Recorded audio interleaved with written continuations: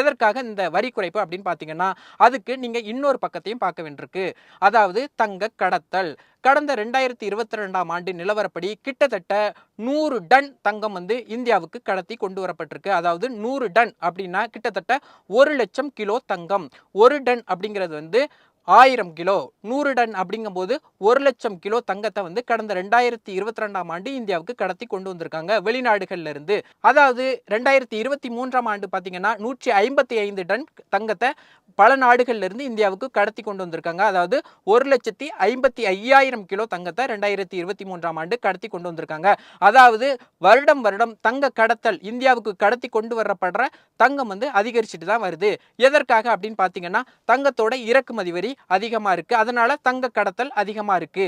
இந்த தங்க கடத்தலை குறைக்கணும் அப்படின்னா என்ன பண்ணணும் அப்படின்னா, இறக்குமதி வரியை குறைச்சா இந்த தங்க கடத்தல் குறையும் அப்படின்னு சொல்லி மத்திய அரசு பிளான் பண்றாங்க.